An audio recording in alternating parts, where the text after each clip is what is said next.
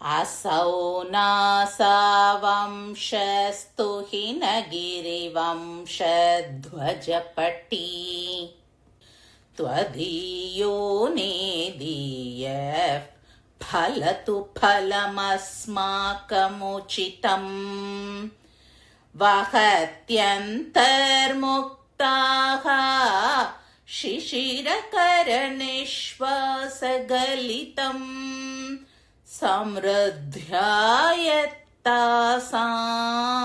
बहिरपि च मुक्तामनिधरः प्रकृत्या रक्तायास्तव सुदतिदन्तच्छदरुचेः प्रवक्ष्ये सादृश्यम् जनयतु फलं विद्रुमलता न बिम्बं तद्बिम्ब प्रतिफलनरागादरुणितं तुलामध्यारोढुं कथमिव विलज्जेत कलया स्मितज्योत्स्नाजालं तव वदनचन्द्रस्य पिबतां चकोरानाम् आसीत् अतिरसतया सञ्चुजडिमा अतस्ते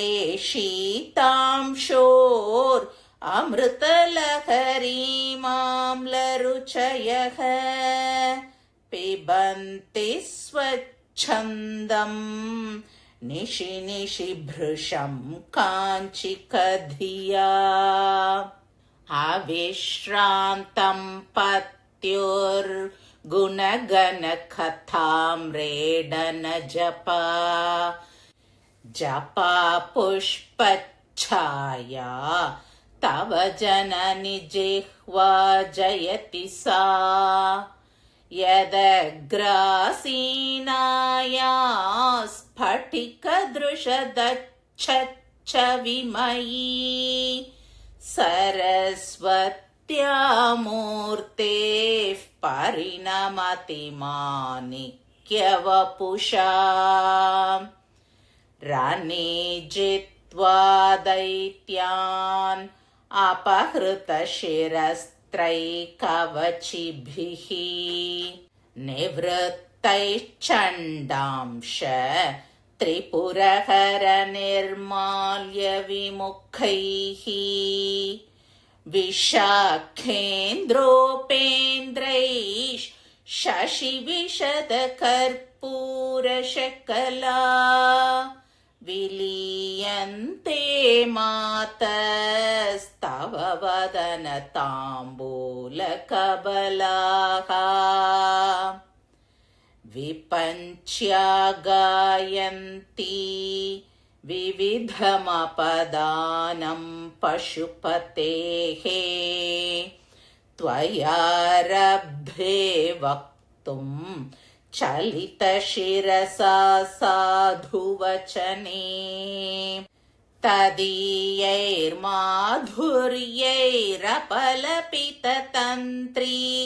तदीयैर्माधुर्यैरपलपिततन्त्रीकलरवां निजां वीणां वाणी निचुलयति चोलेन निभृतम् कराग्रेण स्पृष्टं तुहिनगिरिना वत्सलतया गिरीशेणोदस्तं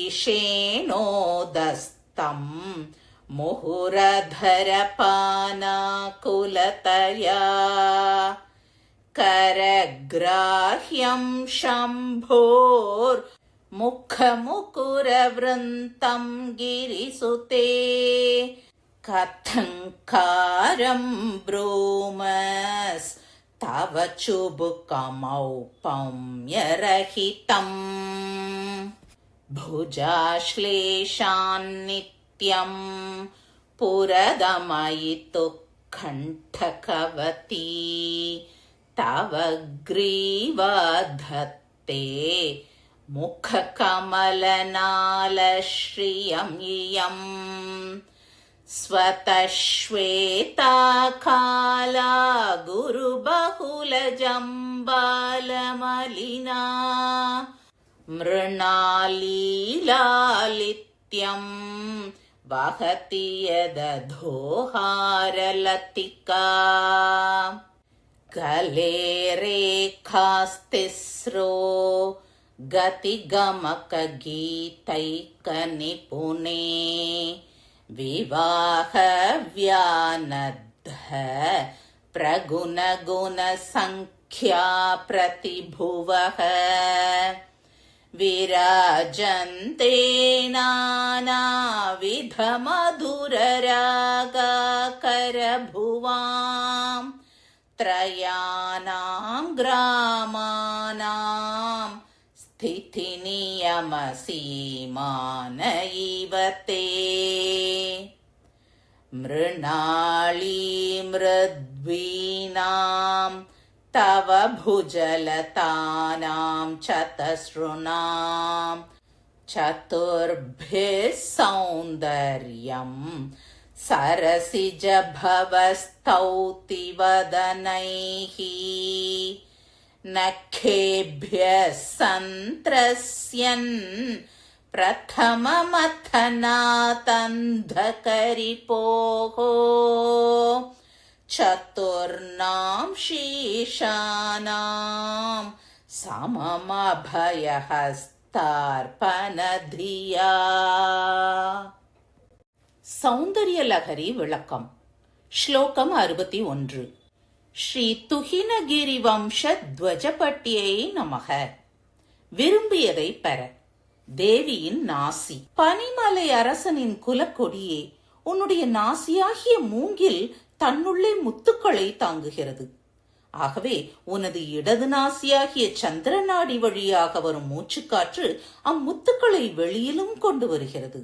மற்றும் முத்து மணியையும் தரித்துள்ள மூங்கில் போன்ற உனது நாசியானது எங்களுக்கு விரைவில் கிடைக்கக்கூடிய தகுந்த பயனை அளிப்பதாகுக.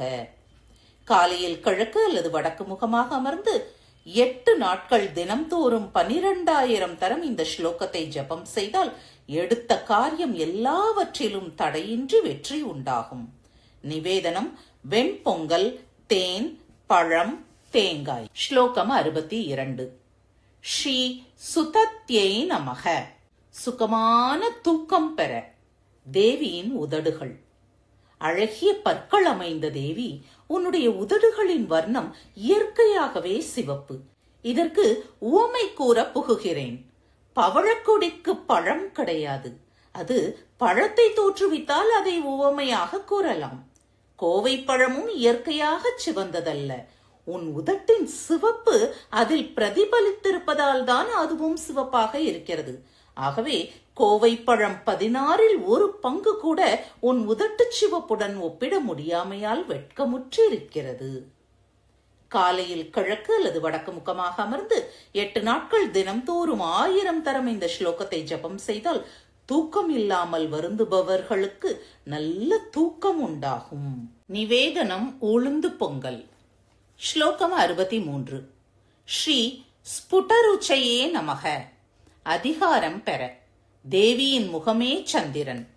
தாயே, உன் முகமே சந்திரன். உன் புன்சிரிப்பே வெண்ணிலா என்று எண்ணி சக்கோர பட்சிகள் மிக்க இனியதான உன் புன்சிரிப்பாகிய வெண்ணிலாவை அதிக அளவில் பானம் செய்து விட்டதால் அவைகளுக்கு திகட்டல் ஏற்பட்டு விட்டது. அதற்காக அந்த பட்சிகள் புளிப்பை மாற்று ரசமாக குடிக்க விரும்பி சந்திரனின் அமிர்த பெருக்கை புளித்த கழிவு நீர் என்று நினைத்து ஒவ்வொரு இரவிலும் அதை திருப்தியாக பானம் செய்கின்றன. காலையில் கிழக்கு அல்லது வடக்கு முகமாக அமர்ந்து 30 நாட்கள் தினம்தோறும் இந்த ஸ்லோகத்தை 30,000 தரம் ஜபம் செய்தால் உயர்ந்த பதவியையும் அதிகாரத்தையும் பெறலாம். இவ்வுலகில் எல்லோரையும் மோகிக்கச் செய்யும் சக்தியும் உண்டாகும். நிவேதனம்: தேன், பழம், தேங்காய், தயிர் சாதம். ஸ்லோகம் 64. ஸ்ரீ அயோத்தியாயை நமக. ஸ்திரீகளின் வியாதி நீங்க. தேவியின் நாக்கு. ஹே தாயே, செம்பருத்தி பூ போலுள்ள உன்னுடைய நாக்கு சதா உன் கணவனான பரமசிவன் செய்த திரிபுர சம்ஹாரம் முதலிய மங்களகரமான கதைகளை திரும்ப திரும்ப சொல்வதையே மந்திர ஜபமாக கொண்டிருக்கிறது. அந்த நாக்கின் நுனியில் வசிக்கின்ற காரணத்தால் தான் சரஸ்வதியின் ஸ்படிகம் போன்ற வெளுத்த மேனி மாணிக்கம் போல் சிவப்பாக மாறுகின்றது. காலையில் கிழக்கு அல்லது வடக்கு முகமாக அமர்ந்து 18 நாட்கள் தினம்தோறும் 25,000 தரம் இந்த ஸ்லோகத்தை ஜபித்தால் பெண்களுக்கு ஏற்படும் எல்லா நோய்களும் நீங்கும், நினைத்த காரியமும் நிறைவேறும். நிவேதனம் வெல்ல பாயசம். ஸ்லோகம் 65. ஸ்ரீ மாத்ரே நமக. அனைத்திலும் வெற்றி பெற தேவியின் நிர்மால்ய சிறப்பு. ஹே தாயே, சுப்பிரமணியர், தேவேந்திரன், மகாவிஷ்ணு என்பவர்கள் இரும்பு கவச்சங்கள் பூண்டு போரில் அசுரர்களை ஜெயித்துவிட்டு திரும்பி உன் அருகில் வரும்போது மரியாதைக்காக தமது தலையில் உள்ள தலைப்பாகையை நீக்கி கையில் வைத்துக் கொண்டிருக்கின்றார்கள். அவர்கள் சண்டிகேஸ்வரனின் பாகமாகிய பரமசிவனின் நிர்மால்யத்தை பொருட்படுத்தாமல் சந்திரன் போன்று வெளுப்பான பச்சை கற்பூரம் கலந்ததும் நீ வாயில் மென்று கொடுத்ததுமான தாம்பூல கவளங்களை பெற்று நன்கு மென்று தின்கிறார்கள். காலையில் கிழக்கு அல்லது வடக்கு முகமாக அமர்ந்து 45 நாட்கள் தினம்தோறும் 1000 தரம் இந்த ஸ்லோகத்தை ஜபம் செய்தால் எடுத்த காரியம் எதுவாக இருந்தாலும் தோல்வி என்பதே இல்லாமல் வெற்றி உண்டாகும். நிவேதனம் தேன். ஸ்லோகம் 66. ஸ்ரீ சாதுவச்சனாயை நமக. சர்வரோக நிவாரணம். தேவியின் வாக்குவன்மை. தாயே, சரஸ்வதி தேவி பரமசிவனுடைய பலவிதமான சரித்திரத்தை தனது வீணையில் கானம் செய்கிறாள். நீ அதை கேட்டு மகிழ்ச்சியோடு தலையை அசைத்து ஆஹா என்று சொல்ல ஆரம்பித்தாய். அந்த உன் பேச்சின் இனிமை தன் வீணை தந்தியின் ஒலியை பரிகாசம் செய்வது போலிருப்பதால் ஓசைப்படாமல் சரஸ்வதி தேவி உரை துணியால் தன் வீணையை மறைத்து விடுகிறாள். காலையில் கிழக்கு அல்லது வடக்கு முகமாக அமர்ந்து 3 நாட்கள் தினம்தோறும் 5000 தரம் இந்த ஸ்லோகத்தை ஜபித்தால் எல்லா விதமான நோய்களும் நீங்கும். வீணை, ஃபிடில், மிருதங்கம் முதலிய வாத்தியங்களையும் அபியாசம் செய்பவர்கள் இதை பாராயணம் செய்தால் அவைகளில் மிக்க வல்லவர்களாக ஆகிவிடுகிறார்கள். நிவேதனம் வெல்லம் சேர்த்த பொங்கல். ஸ்லோகம் 67. ஸ்ரீ கிரிசுதாயை நமக. ராஜ பிரீத்தி உண்டாக. தேவியின் முகவாய். ஹே பர்வத ராஜகுமாரி, உன் முகவாய் உன் தந்தையான ஹிமவானால் அன்போடு தன் நுனிக்கையால் தொடப்பட்டது. அடிக்கடி அதரபானம் செய்ய வேண்டும் என்ற ஆசையால் பரமசிவனால் தனது திருக்கையால் உயர தூக்கப்படக்கூடியது. உன் முகமாகிய கண்ணாடியின் பிடி போல் உள்ளது. உவமையற்ற இத்தகைய உன் முகவாயை எப்படி நான் வர்ணிப்பேன்? காலையில் கிழக்கு அல்லது வடக்கு முகமாக அமர்ந்து 45 நாட்கள் தினம்தோறும் 1000 தரம் இந்த ஸ்லோகத்தை ஜபம் செய்தால் நினைத்த காரியம் அனைத்தும் நிறைவேறும். அரசாங்க அலுவல்களில் அனுகூலம் உண்டாகும். நிவேதனம் பால் பாயசமும் தாம்பூலமும். ஸ்லோகம் 68. ஸ்ரீ கிருபாதாராயை நமக. ராஜ பிரீத்தி உண்டாக. தேவியின் கழுத்து. ஹே பராசக்தியே, பரமசிவன் சதா தனது கைகளால் அணைத்துக் கொண்டிருப்பதால் உன் கழுத்து மயிர்கூச்சம் எடுத்திருக்கிறது. அது உன் முகமாகிய தாமரை பூவின் தண்டு போல காட்சி தருகின்றது. தவிர நீ கழுத்தில் அணிந்துள்ள முத்துமாலை அக்கருக்கட்டையின் சந்தனத்தால் பூசப்பட்டு அழுக்கேறி தாமரை கொடி போல் காணப்படுகிறது. காலையில் கிழக்கு அல்லது வடக்கு முகமாக அமர்ந்து 45 நாட்கள் தினம்தோறும் 1000 தரம் இந்த ஸ்லோகத்தை ஜபம் செய்தால் தேவியின் அருளால் அரசாங்கத்தில் நன்மை ஏற்படும். இதில் அந்தர்யாக பிரயோகம் குறிப்பிடப்பட்டிருப்பதால் அதை குரு மூலம் அறிய வேண்டும். நிவேதனம் பால் பாயசம். ஸ்லோகம் 69. ஸ்ரீ கதி கமக கீதைக்க நிபுணாயை நமக. எடுத்த காரியம் நிறைவேற. தேவியின் கழுத்தின் மும்மடிப்புகள். கதி, கமகம், கீதம் என்னும் 3 வகையான சங்கீதத்தில் வல்லவளே, உன் கழுத்தில் உள்ள 3 கோடுகள் விவாக காலத்தில் பரமசிவன் உன் கழுத்தில் கட்டிய மங்கள சூத்திரத்தின் 3 கயிறுகளை ஞாபகமூட்டுகின்றன. மற்றும் பலவித ராகங்களுக்கு இருப்பிடமான ஷட்ஜம், மத்தியமம், காந்தாரம் என்றும் 3 வகை கிராமங்களை பிரித்து காட்டும் எல்லைக்கோடுகள் போலவும் அவை விளங்குகின்றன. காலையில் கிழக்கு அல்லது வடக்கு முகமாக அமர்ந்து 45 நாட்கள் தினம்தோறும் 1000 தரம் இந்த ஸ்லோகத்தை ஜபம் செய்தால் சகல காரியங்களிலும் சித்தி உண்டாகும். தம்பதிகள் மகிழ்ச்சியுடன் இருக்கும் பொழுது இதை ஜபிக்கும்படி சொல்லப்பட்டிருக்கிறது. நிவேதனம்: தேன், தேங்காய், பழம், வெற்றிலைப்பாக்கு. ஸ்லோகம் 70. ஸ்ரீ தாராயை நமக. எடுத்த காரியம் நன்கு நிறைவேற. தேவியின் 4 புஜங்கள்.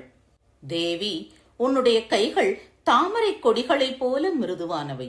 ஒரு சமயம் பிரம்மாவின் இந்த 5வது தலையை பரமசிவன் நகத்தால் கிள்ளி எறிந்து விட்டார். அதற்கு பயந்து பிரம்மன் மீதமுள்ள தன் 4 தலைகளுக்கு ஒரே காலத்தில் அபயமளிக்க வேண்டும் என்று உன் 4 கைகளின் அழகை தன் 4 வாய்களாலும் துதி செய்கிறார். காலையில் கிழக்கு அல்லது வடக்கு முகமாக அமர்ந்து 45 நாட்கள் தினம்தோறும் 1000 தரம் இந்த ஸ்லோகத்தை ஜபம் செய்தால் எடுத்த காரியம் அனைத்தும் நிறைவேறும். வியாபாரத்தில் வெற்றியும் அதிக லாபமும் உண்டாகும். நிவேதனம்: மஞ்சள் பொங்கலும் தாம்பூலமும்.